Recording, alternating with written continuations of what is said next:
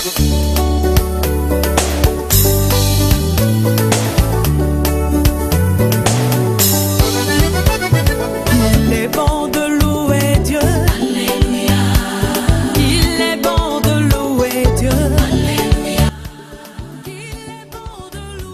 très chers auditeurs, nous sommes réunis ici au studio Jambo News Channel et nous avons un invité d'honneur avec nous. Je vais lui demander de se présenter parce qu'il a beaucoup plus de choses à dire et de présenter la campagne qu'il est venu organiser à Québec. Alors, comment vous appelez-vous? Bonjour bien-aimé, et puis merci beaucoup de m'avoir invité à participer à votre émission. Et je salue tous les bien-aimés qui prennent leur temps de pouvoir nous suivre. Je réponds au nom de Bishop Élisée Yamba Mulumba. Et, je suis résident américain, j'habite à Dallas, dans l'État de Texas, théologien de formation. Je dirige un grand ministère du nom d'International Fire Ministry Church of God. Nous avons beaucoup de différentes églises dans plusieurs pays. Et puis je suis aussi le président fondateur d'une grande fondation appelée GKFC, Grand Kassai for Christ. Je suis également un professeur dans les différentes écoles de ministère. Et j'ai fait aussi des différents documentaires sur Israël. Voilà. Un peu de mots en ce qui me concerne. Si vous voulez un peu plus d'informations, vous allez voir sur Internet, vous aurez beaucoup plus d'informations sur notre pasteur Élisée Mulumba. Bishop, pardon. Donc, pour continuer, vous êtes venu à Québec pour préparer une campagne, donc une campagne d'évangélisation. Quelle est votre stratégie dans ce domaine? Et peut-être même, quel appel avez-vous eu? Quelle vision avez-vous eu? Qu'est-ce qui vous a amené à choisir Québec? Et ensuite, quelle est la stratégie que le Seigneur vous a donnée? Okay. Merci beaucoup pour votre question. Je m'y attendais vraiment à cela. La ville de Québec, c'est une ville dont le Seigneur nous a mis à cœur.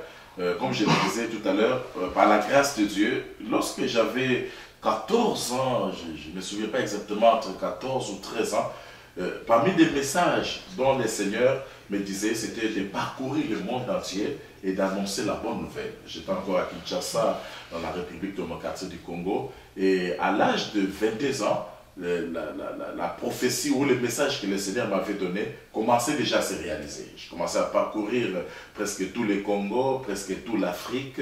Et là où je vous dis, c'est ma troisième fois, je viens de faire la tour du monde. La ville de Québec, Dieu m'a mis à cœur. Ça fait 2 ans. Ça fait 2 ans où Dieu m'a parlé sur la ville de Québec. Il a confirmé cela au travers de mon jeune frère qui est le pasteur Ézéchiel Mulumba. Il a confirmé au travers de pasteur Paul Keng, le Camerounais qui est à Montréal. Et plusieurs autres amis ne faisaient que confirmer, m'apporter le message qui confirmait ce que Dieu m'avait déjà dit 2 ans passés. Alors, en parlant sur les stratégies, nous n'avons pas beaucoup de stratégies. Nous utilisons tout simplement ce que le Seigneur Jésus-Christ nous a dit. Jésus a dit, allez par tout le monde et prêchez la bonne nouvelle. Ce que j'ai fait au Congo, ce que j'ai fait en Afrique, c'est ce que je ferai également ici. Qu'est-ce que j'ai fait? J'allais de porte à porte. J'apportais l'évangile, je frappais à la porte. Ceux qui me recevaient, j'allais présenter l'évangile de Jésus. 2 fois, j'allais dans des lieux publics, j'annonçais l'évangile. Et maintenant que le monde est en train d'évoluer, avec l'internet, avec les médias, tous les réseaux sociaux, comme vous êtes en train de le faire, c'est l'option de voir aussi que nous utiliserons pour pouvoir apporter l'évangile du salut. Alors, ces célébrations, je les tiens presque dans de différentes villes, surtout aux États-Unis. Je l'ai tenu plusieurs fois à Dallas, je l'ai tenu plusieurs fois à Washington DC, à Maryland, à Californie, à Hollywood, et à Atlanta, à Connecticut, à New York, plusieurs fois dans différentes villes et États des États-Unis. J'ai organisé ces grandes manifestations dénommées « Jésus-Christ ne faillit jamais ». Alors nous venons, c'est hier que je suis arrivé pour la première fois à Québec, voir le lieu, prier également. Et par la grâce de Dieu, nous allons faire porte à porte et présenter ce Jésus-là qui ne faillit jamais. Alors, ici à Québec, à la base, moi ça fait 1 an que je suis ici, je suis marié depuis 1 an avec une Québécoise, et j'ai découvert que les Québécois, c'est pas pour les juger ou les condamner, mais ils sacrent beaucoup, ils appellent ça sacré, c'est-à-dire blasphémer, utiliser des noms donc il y a comme quelque chose de froid, vous voyez, par rapport à la religion. Mais Dieu les aime. Dieu les aime également. Mais c'est comme s'il y a une forteresse de glace avec des rubis, des diamants là, qui appartiennent à Dieu et qui sont emprisonnés. Et il faut arriver à faire fondre ça pour qu'ils soient libérés. Donc, certains disent, et j'ai entendu dire aussi que certains disent que de Québec, il n'y a rien qui peut sortir. Tellement c'est comme ça, vous voyez. Qu'est-ce que vous en pensez, vous? Moi, personnellement, je ne crois pas beaucoup à ça. Je ne crois pas beaucoup à ça. Pourquoi? Pour la simple raison, en visitant le monde entier, j'ai été presque partout dans le monde. J'ai fait tous les 6 continents, j'étais presque partout. Le peuple est le même. Les problèmes sont les mêmes. Les démons sont les mêmes. Les mêmes maladies frappent n'importe quelle race, n'importe quelle nationalité. Les démons ne regardent pas toutes ces choses-là. Ils entrent dans des gens, ils créent des problèmes, ils créent l'incrédulité, ils créent des scandales, ils forment des forteresses autour des gens. Mais le Jésus que nous prêchons, c'est Jésus-là transcende tous ces problèmes-là. Il est au-dessus de tous ces problèmes. Je crois même que les gens les plus incrédules, c'était les Juifs. Les Juifs, c'était les gens les plus incrédules. Mais Jésus a su pénétrer, et pendant qu'il parlait, même les gens, les religieux, là, les chefs religieux, il y a eu d'autres qui s'étaient convertis. Nous avons des gens comme les Nicodème, nous avons des gens comme les Joseph d'Arimathée.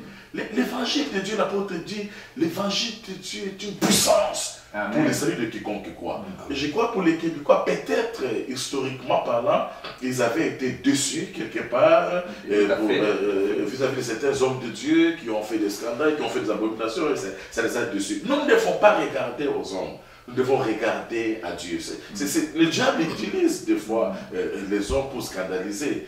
À un moment donné, Jésus avait dit même, il a dit, les pharisiens que vous voyez là, ne faites pas ce qu'ils font, mais faites ce qu'ils vous disent. Donc à un moment donné, l'homme doit être à mesure de croire que notre appui doit être Dieu et non pas les hommes. Les hommes sont des instruments faillibles. On les appelle des hommes de Dieu. Le même problème, j'ai rencontré cela en Belgique, et j'ai rencontré cela également en France. C'est comme si c'était dans les cultures francophones. Le monde anglophone, espagnol et tous les autres mondes là, c'est pas vraiment comme ça. Le monde francophone, ils ont cette forme d'incrédulité, mais on doit leur donner le temps. On doit leur donner le temps. Et nous croyons, le Seigneur, la Bible dit, il fait chaque chose bon en son temps. Amen. Amen. Il y a certains qui n'avaient pas cru le Seigneur Jésus même à son époque. Il y a d'autres qui n'avaient pas cru, mais quand Pierre est venu, ils se sont convertis. D'autres qui ont rejeté l'évangile lorsque Pierre avait prêché, mais lorsque Paul est arrivé, ils ont cru. Donc, il y a cette diversité-là. Il y a Paul lui-même, lorsque Étienne avait prêché, Paul n'avait pas cru. Il a participé, la Bible dit, il a participé à la persécution. Il tenait les amis déjà qui lapidaient Étienne. Mais quelques jours après, il s'est converti, il s'est humilié. Donc, on doit apporter le temps aux gens. Si ce sont des forteresses érigées par les hommes et les démons, nous avons le pouvoir. La Bible déclare, nous renversons même les forteresses. Le nom de Jésus renverse les forteresses. Le nom de Jésus fraye les chemins, même là où il n'y a pas de chemin. Le nom de Jésus ouvre même la mer rouge. Oui, là je suis d'accord. Mais il y a quelque chose que vous avez parlé tout à l'heure dans le partage que nous avons eu.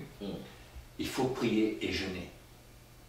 Et vous avez parlé aussi que l'Église en général, le monde est rentré, la religiosité est rentrée. C'est un esprit qui... c'est pas un esprit de ferveur. Est-ce que, pour apporter votre campagne ici dans Québec, ne faut-il pas que les frères, ceux qui se dénomisent, chrétiennes, fils de Dieu, qui commencent à rentrer dans l'intercession, qui commencent à rentrer dans leur forme de vie, le jeûne et la prière. Est-ce que c'était... Mais comment vous allez apporter ce plus pour leur donner de se lancer? Ou est-ce qu'on peut apporter l'évangélisation sans qu'il y ait ça de l'autre côté? Moi, je doute. Je sais pas. Je crois que la puissance, elle vient justement, comme vous l'avez dit, par ça. Mais si les autres sont endormis, il faut qu'ils commencent par se réveiller. Non?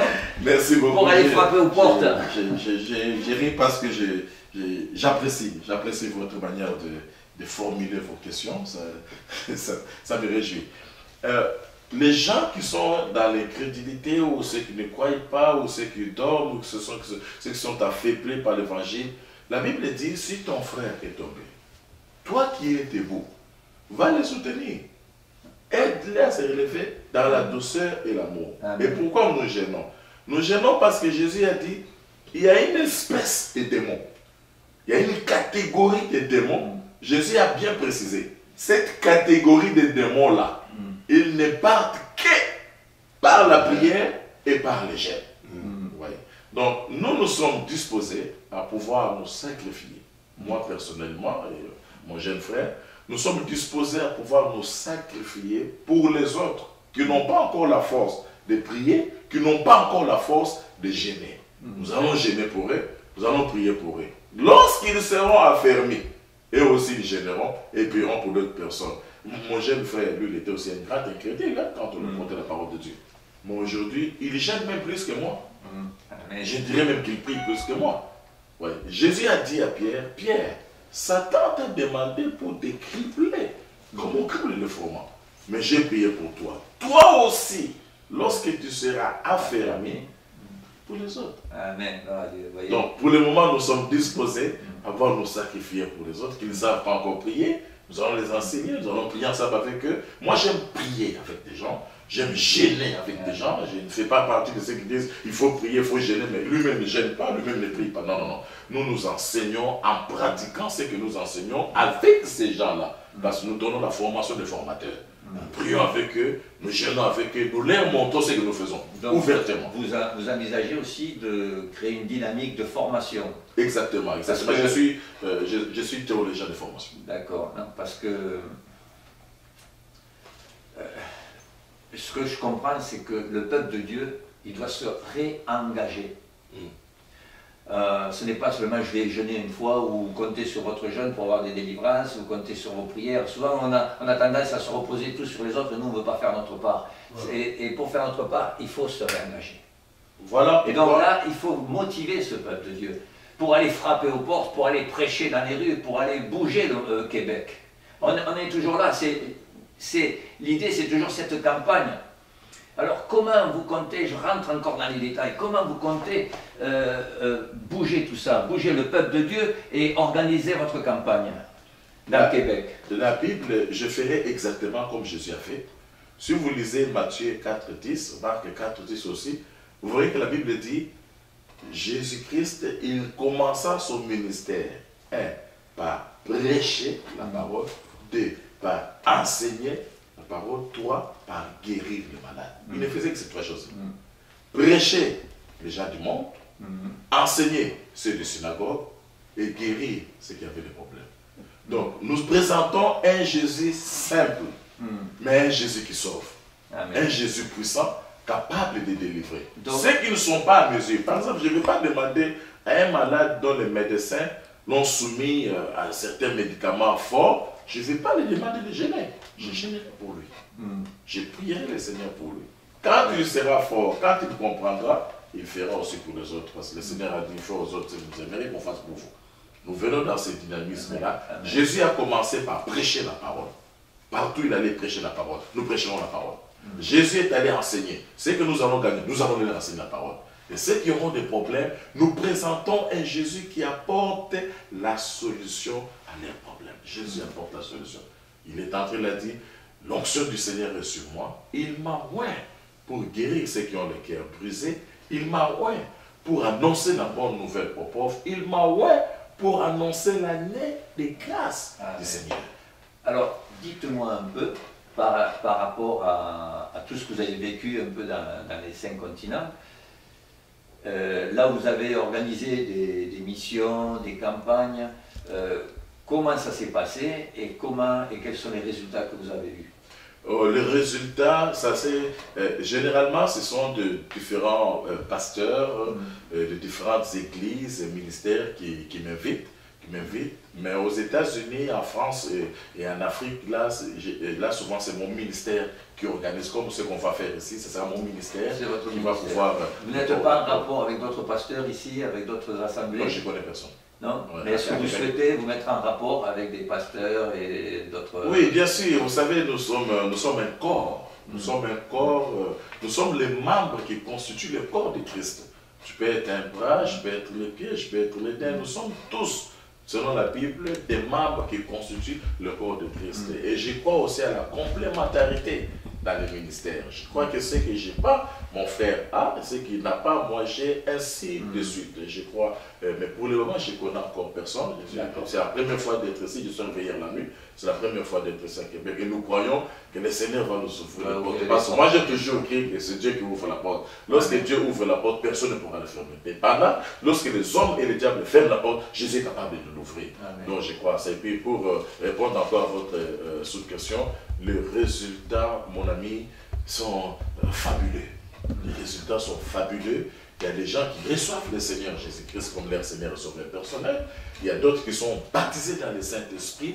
Et il y a beaucoup de malades qui sont guéris. Si vous entrez dans la page, que ce soit YouTube, que ce soit si vous allez dans Google ou sur Facebook, vous allez voir beaucoup de témoignages, beaucoup de délivrances, la manifestation tangible du Saint-Esprit. Donc, les résultats sont vraiment positifs. D'accord.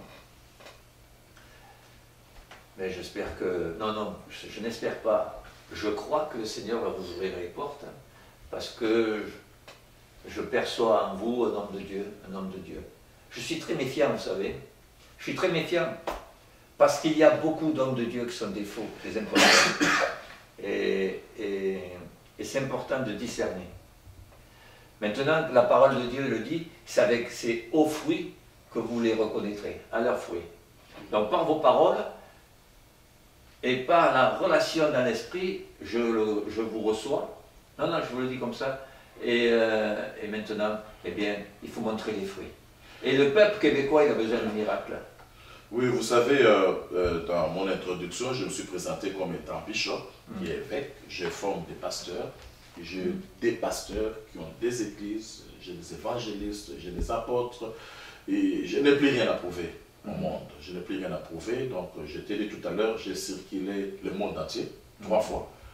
Les 6 continents en anglais, et puis les 5 continents en français. J'ai été presque partout. Et le témoignage de Dieu est plus efficace que le témoignage des hommes. Moi, ça fait, je ne sais pas, c'est depuis l'âge de 10 ans que Dieu m'a rencontré. Et je ne suis jamais retourné dans le monde. Aujourd'hui, j'ai 40 ans. Donc, depuis l'âge de 10 ans, Dieu m'a rencontré.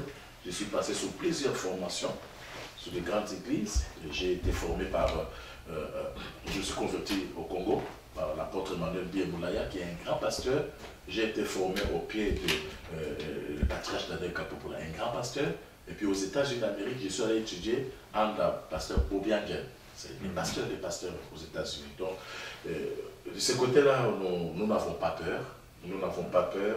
Il n'y a plus rien à démontrer, il n'y a plus rien à prouver à qui que ce soit. Nous apportons juste l'évangile du salut, ayant été établi comme étant le messager de la bonne nouvelle, avec des miracles que le Seigneur témoigne pour appuyer la parole que nous apportons. Notre objectif principal, c'est que le monde soit gagné à Christ, que l'enfer soit dépeuplé et que le ciel soit peuplé. Tous les restes de petits détails, ça m'importe peu. Une question qui me revient à l'esprit, c'est que pour quoi que ce soit que l'on veut faire, tout coûte cher, ça représente un investissement, donc de personnes, mais aussi financier.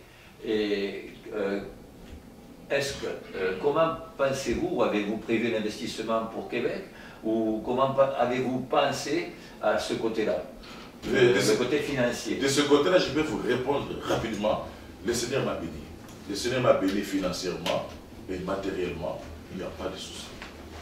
Dieu m'a béni financièrement et matériellement. Je vois qu'il m'avait préparé par rapport à ça. Ouais, parce que nous sommes dans un pays aussi où les gens, ils ont du mal à sortir leurs sous. Il y a des endroits où c'est plus facile, hein, tout dépend de la culture, tout dépend de notre vécu, tout dépend de notre enseignement et de la confiance qu'on met en Dieu ou dans les hommes.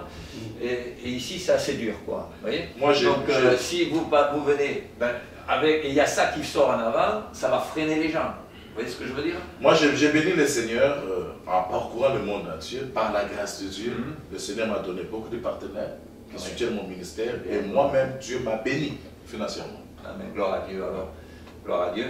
Mais il faut enseigner aux gens aussi, il faut enseigner au peuple de Dieu, et ça va se faire, non? Qu'il faut semer dans le royaume de Dieu. Vous savez, c'est comme vous l'avez dit, hein, la Bible dit, ce qu'un homme aura semé, il les moissonnera aussi. Voilà. Je suis, pour ceux qui me connaissent, je suis quelqu'un qui sème et qui donne beaucoup. Gloire à Dieu. Comme je sème et je donne beaucoup dans plusieurs ministères, dans plusieurs églises, le Seigneur aussi me donne sans plus ce que j'avais semé. Est-ce que vous auriez un mot pour la fin? S'il y a un mot que je dirais pour la fin, peuple québécois et tous ceux-là qui sont dans les alentours, le Seigneur nous a envoyés pour pouvoir bâtir une œuvre pour sa gloire, bâtir une maison qui servira de sa gloire. Là où les gens qui seront malades avec des problèmes, ils viendront ensemble adorer le Seigneur. Nous passerons de bons moments dans les adorations, dans les louanges. Et nous passerons des moments aussi à enseigner le peuple de Dieu. C'est le seul message que nous apportons et dans un court bref délai de temps, nous donnerons toutes les adresses précises pour que nous puissions nous rencontrer là-bas et annoncer l'évangile du salut. Voilà ce que je pourrais apporter comme moment de la fin. Eh bien, chers téléspectateurs, auditeurs, vous avez entendu notre bishop Élisée Moulumba, pardon. Et moi, je vous dirais, je reprendrai des paroles que j'ai écoutées sur Internet, si vous allez sur son site. Hein. Dans une de ses messages, il parlait qu'il ne faut pas regarder derrière. Regardez le passé et vous serez dépassé. Vous vous souvenez de ce message? Celui qui regarde à son passé sera toujours dépassé. Dépassé, voilà. Et j'ai retenu ça par la grâce de Dieu. Et je voudrais vous dire, ne regardez pas votre passé québécois, ne regardez pas le passé, regardez en avant, regardez à Jésus, sinon vous allez être dépassé. Mais en regardant à Jésus, vous allez trouver la vérité. Vous allez rentrer dans la destinée à laquelle Jésus vous appelle. Amen. Une destinée glorieuse parce que Dieu a un plan pour chacun de vous, un plan de bonheur. Et il est venu ici pour détruire les œuvres de Satan. Amen. Donc, regardez à Jésus. Amen. Et merci pour notre invité qui est venu. Merci pour ses accompagnateurs. Merci parce qu'ils ont reçu de Dieu ce besoin de venir à Québec. De venir à Québec pour annoncer l'évangile afin que cette forteresse de glace fonde et que chacune de pierres que vous êtes sorte à la lumière et soit libérée et puisse connaître la vérité, le chemin, la vérité et la vie que vous ne trouverez qu'en Jésus-Christ. Pas dans la religion, pas dans l'esprit religieux, dans une relation personnelle avec le Dieu créateur. Amen. Soyez bénis, chers auditeurs, soyez bénis. Ici, le studio Jambo News Channels, pour vous servir.